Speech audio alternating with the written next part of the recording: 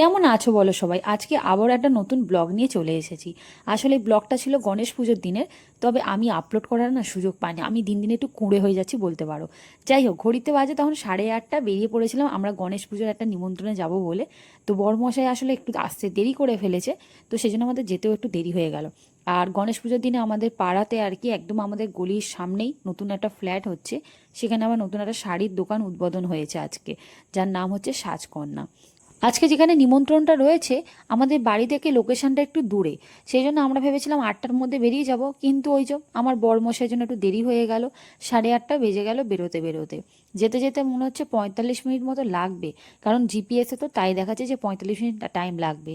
এবারে যদি ওই মানে জ্যামে ট্যামে পড়ি তাহলে আরেকটু বেশি ধরে নিতে হবে। আজকে আমাদের লোকেশনটা হচ্ছে নাকতলার দিকে, মানে নাকতলা থেকে একটু বেশি ভেতরের দিকে ঢুকতে হবে। তো যেতে যেতে ওর একটা বন্ধু ফোনও করেছিল, সে বললো মাঝ রাস্তায় আছে, সেও এখনও পৌঁছতে পারেনি। তোর বেশ কিছু বন্ধু বান্ধবের নিমন্ত্রণ ছিল, সবাই তো আর একসাথে যেতে পারছি না, প্রত্যেকেরই অফিসের কাজ আছে। তো সেই জন্য সবাই যে যার মতো এখন চলে যাচ্ছি। ফেরার সময় সবাই একসাথে ফিরে আসবো, তখন তো রাত হয়ে যাবে, সেই জন্য একসাথে ফেরাটাই বেটার।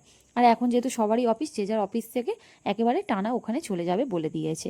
তো একজন দুজন চলে গেছে, আর কিছুজন এখনও আছে যারা যায়নি এখনও। তো চলো আমরাও যাই এবারে ধীরে সুস্থে। একটু লেট হয়ে গেলে আর কি করা যাবে। তবে বাইপাস ধরে নিয়েছি তো, খুব বেশি সময় লাগবে না এইখানটায়। কিন্তু যখন মেন রোডে উঠবো তখন আবার হচ্ছে জ্যাম ট্যাম নিয়ে কতটা কি সময় লাগবে সেটাই এখন দেখার। আর এই যে গণেশ পূজার নিমন্ত্রণে যাচ্ছি, সেটা হচ্ছে কোনো বাড়িতে নয়, আসলে ওর এক বন্ধু, সে হচ্ছে একটা স্টুডিও ওপেন করেছে। তো সেই স্টুডিওতেই আর কি পুজোটা করেছে সে, সেই জন্য সেখানে নিমন্ত্রণ। তো কথা বলতে বলতে আমরা গড়িয়াতে চলে এসেছি। এই রাস্তাটা না আমার ভীষণ চেনা। আর এই দেখেছো পাশে এরকম বাঁশ বাঁধা, তার মানে দুর্গাপুজোর প্রস্তুতি শুরু হয়ে গেছে। গড়িয়ায় যে নবদুর্গা পঞ্চদুর্গা যে ঠাকুর ওঠে, সেইটাই হচ্ছে সেই জায়গাটা। আর এটা না আমার কলেজ রুট, আমি গড়িয়ার ইন্ডুস কলেজে পড়তাম। প্রতিদিনের যাতায়াতের রাস্তা ছিল আমার কলেজ লাইফের এটা। তো আমার এই রাস্তাটা না ভীষণ প্রিয় আর খুব চেনা রাস্তা। যাই হোক, ওই দিক যে রাস্তাটা চলে যাচ্ছে ডান দিকে, ওটা হচ্ছে এন্ড্রুস কলেজের দিকে। আর সোজা চলে গেলে নাকতলার দিকে যেতে হবে। তো আমরা এখন সোজা চলে যাব, গিয়ে এবারে আমাদের একটা ওই পাড়ার রাস্তাটা ধরতে হবে আর কি, কারণ দোকানটা একটু ভেতরের দিকে। তো চলো যাই, জিপিএসে দেখতে দেখতে যাচ্ছি। তবে এই গুগল বাবাজির ওপর আমার একদম বিশ্বাস সেই নেই। পুরীতে গিয়ে মাসির বাড়ি পিসির বাড়ি যাওয়ার সময় গুগল বাবাজি আমাদের বেশ কয়েকবার সমস্যায় ফেলে দিয়েছিল। দেখা যাক আজকে কি হয়।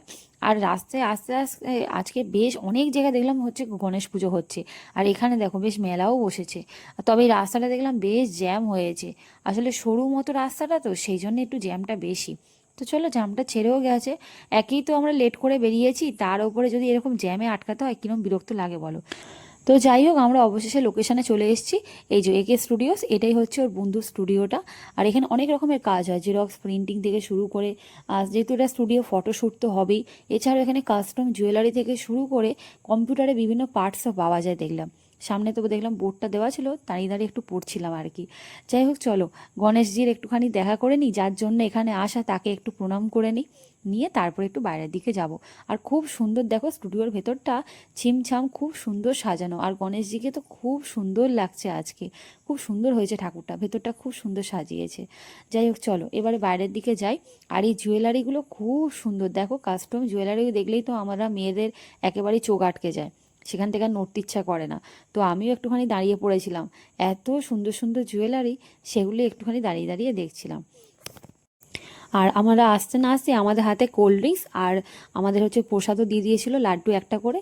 তো সেটাও খাওয়া দাওয়া করে নিয়েছি আমরা। তবে খেতে এক্ষুনি বসবো না, ওর আরও বন্ধু বান্ধবরা আসবে তারপরে।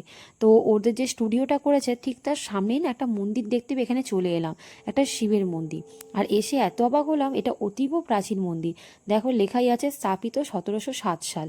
আমি তো দেখে অবাক, এত প্রাচীন মন্দির এখানে রয়েছে। আমি তো সত্যি অবাক হয়ে গেছি। তবে ভালোই হলো এখানে এসে একটুখানি মহাদেবের দর্শন হয়ে গেল। আর এই মন্দিরটার নাম দেখেছো, ভূতের বাড়ি শিব মন্দির। নামটা দেখে না আমি খুব অবাক হয়েছি, অদ্ভুত নাম দেখে। আর বিশেষ করে তো এই স্থাপিত দেখে তো আমি আরোই অবাক, যে 1707 সালে, মানে অনেক প্রাচীন। যাই হোক, আমরা একটু ঘোরাঘুরি করে নিয়ে ওর সমস্ত বন্ধুবান্ধব চলে আসার পরে সবাই খেতেও বসে পড়েছি, কারণ বেশি রাত করে তো কাজ নেই। আর কি কি খেয়েছিলাম সেটা আমি একটা শর্টসে আপলোড করে দেবো, এখানে আর সেটা দিলাম না। যাই হোক, সবাই এবারে ফিরবো চলো, কারণ অনেকটা রাত হয়ে গেছে, প্রায় এখন বাজে 11টা 10 মতো। তো আমাদের অনেকটা রাস্তায় যেতে হবে। তবে এখন তো সবাই একসাথে আছি, অসুবিধা কিছু নেই। তো চলো এবারে সবাই ধীরে সুস্থে বাড়ি ফিরিয়ে ব্লগটা আজকে এখানেই শেষ করছি। ভালো লাগলে অবশ্যই লাইক করো, কমেন্ট করে জানিও কেমন লেগেছে।